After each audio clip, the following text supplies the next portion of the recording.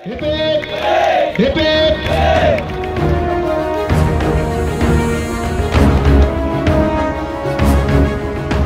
और ये धोनी की हुई जी। गजब ग्रिप कैसे SRMB जैसे SRMB TMT बार की विंग ग्रिप टेक्नोलॉजी सीमेंट के साथ बनाए मजबूत पकड़। Grip is important. আচ্ছা, শিলিগুড়ি থেকে কলকাতার দূরত্ব কতটা জানেন? যদি ম্যাপ দেখেন তাহলে জানতে পারবেন 637 কিলোমিটারের দূরত্ব রয়েছে শিলিগুড়ি থেকে আপনাদের প্রিয় ময়দানে। আর সেই ময়দানে ইস্টবেঙ্গল ক্লাবে আজ ছিল আন্তঃজেলা টুর্নামেন্টের ফাইনাল, অনূর্ধ্ব-17 সেই টুর্নামেন্ট, এবং সেই টুর্নামেন্টে চ্যাম্পিয়ন হয়েছে দক্ষিণ 24 পরগনা, যারা গতবারেরও চ্যাম্পিয়ন, এবং তাদের ট্রফি কিন্তু ধরে রাখতে তারা সফল। কিন্তু আজকের এই ভিডিও বা আজকের এই স্টোরিটা কিন্তু চ্যাম্পিয়ন দলের নয়, আজকের এই স্টোরিটা রানার্স আপ দলকে নিয়ে। রানার্স আপ হয়েছে শিলিগুড়ি মহকুমা দল, যে দল আপনাদের প্রথমেই শুনলেন যে শিলিগুড়ি থেকে কলকাতার দূরত্ব 637 কিলোমিটার হতে পারে, কিন্তু 637 কিলোমিটার এই বাধা মানে রাস্তাটা অতিক্রম করতে গিয়ে তাদের কিন্তু বেশ কিছু বাধা অতিক্রম করতে হয়েছে। আর শুধু বাধা অতিক্রমই নয়, 637 কিলোমিটারটা সোজাসুজি ধরলে তাদের জন্য হবে না, তার সাথে সাথে তাদের আরও অনেক রাস্তা ঘুরে, অনেক রাস্তা অতিক্রম করে তাদের এই ফাইনাল খেলতে আসা। এবং বন্ধুরা, এক্ষেত্রে বলে রাখা ভালো, সেমিফাইনাল ম্যাচ যখন তারা খেলতে আসে তারা ভোরবেলা এই কলকাতায় পৌঁছায়, এবং গোটা দল খুদে খুদে ফুটবলার, আপনারা বুঝতেই পারছেন অনূর্ধ্ব-17, সেই খুদে খুদে ফুটবলারদের নিয়ে কোচ এবং সাপোর্টিং স্টাফরা 2:30-এর সময় কলকাতায় পৌঁছান, এবং তারপর 1 ঘন্টার জার্নি এবং সোজা স্টেডিয়াম। সেই স্টেডিয়ামে পৌঁছেও কিন্তু তারা ভাতকে খেলতে নামেনি, তারা যৎসামান্য টিফিন খেয়েই কিন্তু টিফিন করে তারা খেলতে নেমেছিল, এবং খেলতে নেমে জয় তুলে নিয়েছিল উত্তর 24 পরগনার বিরুদ্ধে। এবং গতবার যে দক্ষিণ 24 পরগনার বিরুদ্ধে তারা সেমিফাইনালে পরাজিত হয়েছিল, তাদের বিরুদ্ধেই আরও একবার পরাজয়ের শিকার। আপনারা যারা এই আন্তঃজেলা টুর্নামেন্ট বা বাংলার ফুটবল নিয়ে চর্চা করেন তারা জানবেন যে দক্ষিণ 24 পরগনার দলটি বেশ শক্তিশালী, এবং সেখানে বেশ কিছু উঠতি প্রতিভা আপনারা সকলেই দেখেছেন। কিন্তু শিলিগুড়ি অর্থাৎ উত্তরবঙ্গেও কিন্তু অনেক প্রতিভা রয়েছেন, যাদের একটু যদি আমরা নজর দিই তাহলে কিন্তু তারাও ভবিষ্যতে সুনীল ছেত্রী কিংবা অসীম বিশ্বাস বা দীপেন্দু বিশ্বাস হয়ে উঠতে পারেন আক্রমণ ভাগে, কিংবা প্রীতম কোটাল, শুভাশিস বসু হয়ে উঠতে পারেন। কীভাবে তাদের এই লড়াইটা করে এই 637 কিলোমিটার অতিক্রম করে আজকে তারা ফাইনালের মঞ্চে ছিল, সেই নিয়ে আজকে স্টেডিয়াম বাংলা তাদের সাথে কথা বলেছে। তাদের যাত্রা, তাদের এই যে লড়াই, কঠিন লড়াই, সেই নিয়ে কি বলছেন তারা, চলুন সেটা শুনে নেওয়া যাক। দাদা, শিলিগুড়ি থেকে কলকাতা রাস্তার যদি কিলোমিটারে দেখি প্রায় 600-650 কিলোমিটার দূরে আপনারা যে এই যাত্রাটা অতিক্রম করে এসছেন, সেই যাত্রায় অনেক বাধ্যবাধকতা এসছে, এই লড়াইটা যদি একটু বলেন। দেখুন, প্রথমে তো বলতে হবে গত বছর থেকে আমরা আইএফএ যে অনূর্ধ্ব-17 খেলা হয়েছিল তাতে সেমিফাইনালে আমরা হেরে গেছিলাম এই দক্ষিণ 24 পরগনার কাছে। সেমিফাইনালে আমরা অনূর্ধ্ব-15তেও শিলিগুড়ি জেলা দল আমরা সেমিফাইনাল খেলেছি, এবং অনূর্ধ্ব-12তেও 3টে বয়সভিত্তিক খেলাতেই শিলিগুড়ি সেমিফাইনাল খেলেছিল। কিন্তু যে কোনো কারণেই হোক আমরা কোয়ালিফাই করতে পারিনি ফাইনালে, এবার সেটা করেছি। আর আপনি যেটা খুব সুন্দর বললেন যে 600 কিলোমিটার শুধু না, আমরা ওখান থেকে কালিম্পং গেছি পাহাড়ে, ওখান থেকে কুচবিহার গেছি, কুচবিহার থেকে শিলিগুড়িতে এসে সুরের মাঠ, আবার সুরের মাঠ থেকে এই সবচেয়ে ভালো ইস্টবেঙ্গল মাঠ।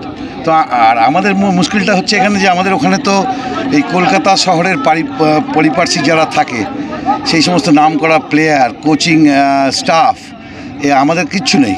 আমাদের হিমালয়ের কোলে আমরা আমাদের সীমিত ক্ষমতা নিয়ে লড়াই দেওয়ার চেষ্টা করছি। আমাদের এমনকি প্রথিতযশা ফুটবলও নেই। কিন্তু এবছর আমরা তাও শিলিগুড়ি থেকে 2জন অনূর্ধ্ব-17 বিসিসিআই চ্যাম্পিয়ন ট্রফি জিতেছিল, দেবাশিস বাড়ুই আর সিধু বর্মন, তারা জায়গা পেয়েছে। অনূর্ধ্ব-14তে মেয়েদের মালিকা মুন্ডা আর সঞ্জনা ওরাও, এই শরণ্যা বিশ্বাস, ওরা 2জন পেয়েছে অনূর্ধ্ব-14 বাংলা দলে। এবং অনূর্ধ্ব-14 ফুটবলে আমাদের কর্ণাটকে যেটা খেলা হলো সেখানে অংশু রায় আর রাজ কেরকাট্টা। তো এটা আমাদের শিলিগুড়ি জেলার দীর্ঘদিন বাদে একটা বড় সাফল্য। আর শিলিগুড়ি মহকুমা ক্রীড়া পরিষদের আমরা যারা এই মুহূর্তে দায়িত্বে আছি, আমি যদিও আরেকটি দায়িত্বে আছি, যে সেটা হচ্ছে আমাদের WBDC মানে ওয়েস্ট বেঙ্গল ডিস্ট্রিক্ট স্পোর্টস ফেডারেশনের সহসভাপতি, তা সত্ত্বেও বলছি শিলিগুড়ি জেলা দল এখন আমরা সব একটা হয়ে লড়ছি।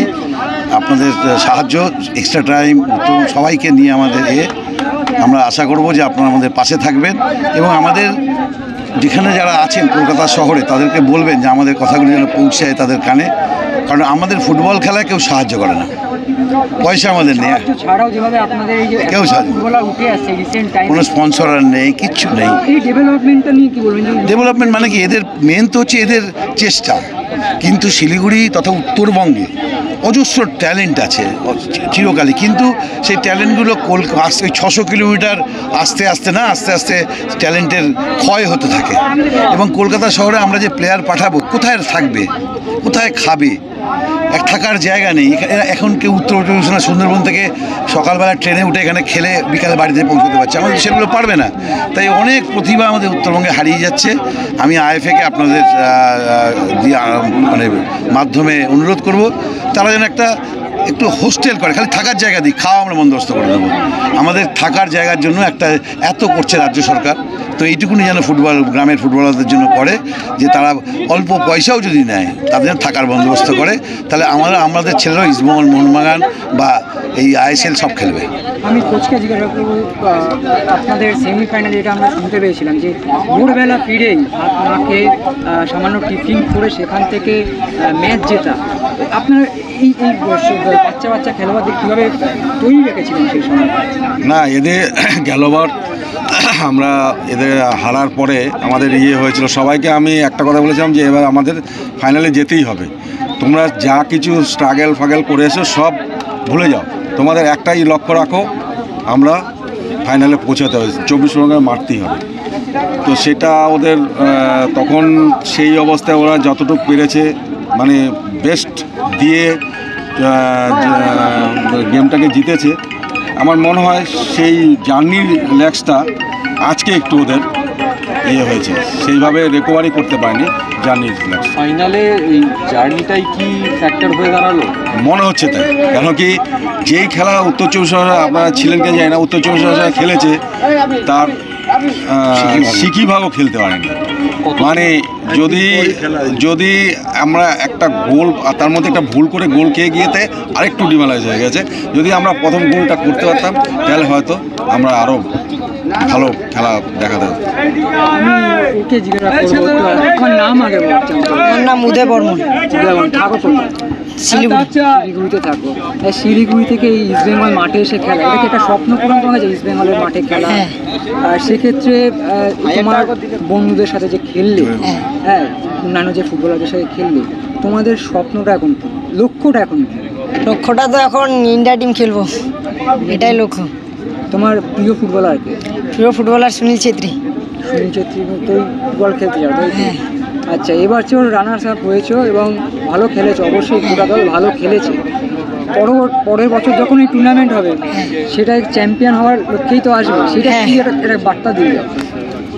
এখন তো সবাই আছে, স্যাররা আছে, স্যাররাও সাপোর্ট করতেছে যে চ্যাম্পিয়ন হওয়ার জন্য আসো, তো আমরাও চ্যাম্পিয়ন হওয়ার জন্য চেষ্টা করতেছি যে চ্যাম্পিয়ন হব, কিন্তু ভাগ্যের দোষে গোল খেয়ে গেলাম, কিছু করার নাই।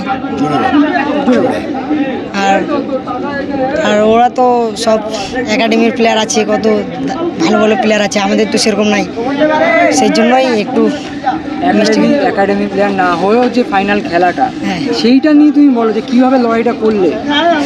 লড়াইটা তো ভালোই ছিল, আমাদের টিমও ছিল সাপোর্টে আমাদের, যে লড়বো জিতবো, কিন্তু এখন একটু ভুলের জন্যই এসব হয়ে গেল।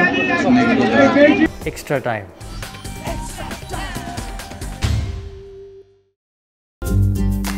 লেটেস্ট নিউজ আর এক্সক্লুসিভ ভিডিওর সঙ্গে আপডেট থাকতে এখনই সাবস্ক্রাইব করুন আমাদের ইউটিউব চ্যানেল। বেল আইকনে ক্লিক করতে ভুলবেন না যেন।